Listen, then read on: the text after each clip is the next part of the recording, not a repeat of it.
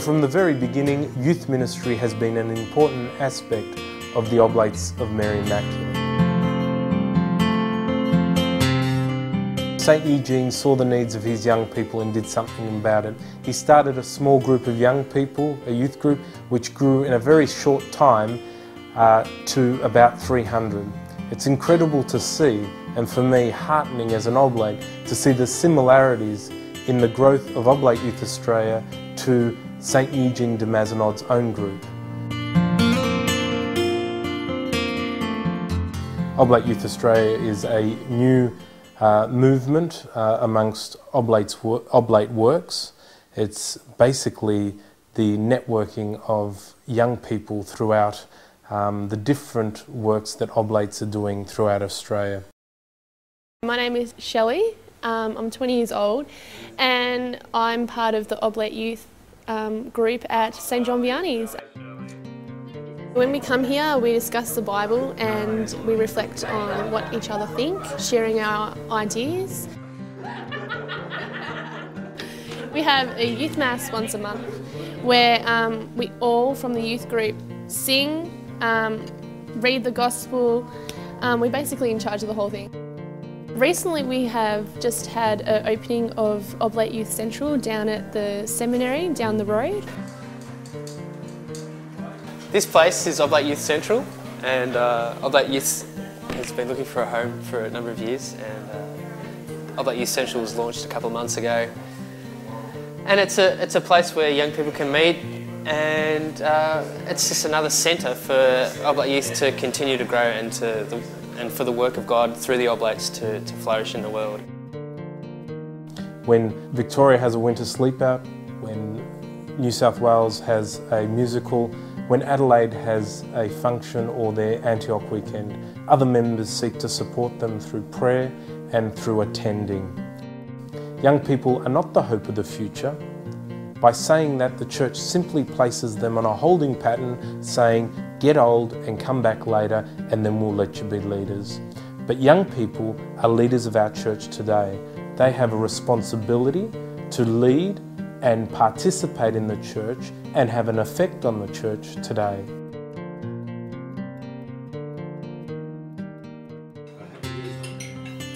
One of the great charisms of the Oblates that actually helped me to make up my mind to join the Oblates rather than any other group was the fact of community life.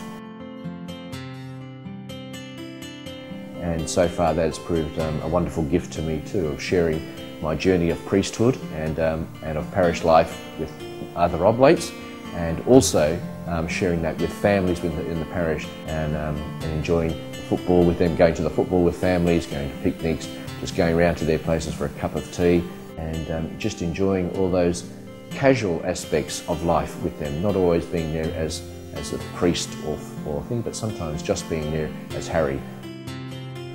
I suppose as a priest, not having our own families as such as married life, I find that really rewarding, and the people that share their family life with me, I find that one of the treasures that we have as being priests, to be invited in and to share their life with them.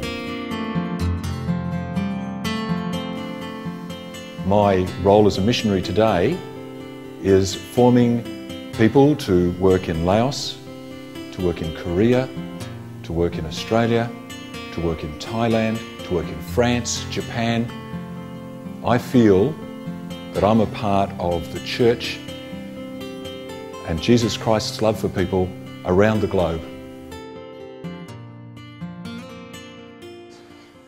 If you are thinking about an Oblate vocation, there's really not much to it. It sounds big, but at the start it's very, very small. I first got involved in thinking about vocations while I still had a girlfriend at the time. I've seen about 3 of my close friends actually join the Oblates.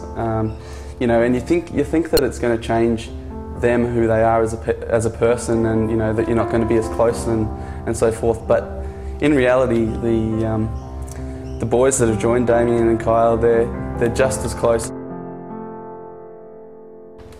I suppose growing up with the Oblates, you know, it's always been in the back of my mind if it was for me or not, whether I would make a good Oblate, whether I could handle being part of such a tight-knit community.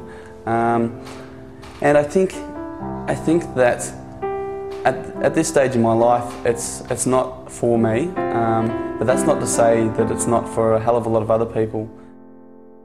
The best advice I can give you is try not to think of this place or the things that I'm doing that you might want to do as a lock-in contract. It's easy enough to just have a vocations weekend, talk about it with your local priest or talk about it with some friends, and just have a think about it and test the water out and see if you like it. And if it's not for you, it's not for you. And I'm sure everyone will be happy that you tried it out. I'm sure you'll be happy too. The Oblates were a community. They impressed me with their friendship and their love for each other, and I wanted to be a part of this. The joy and the friendship and the fellowship that I've experienced since then has been everything that I've hoped for.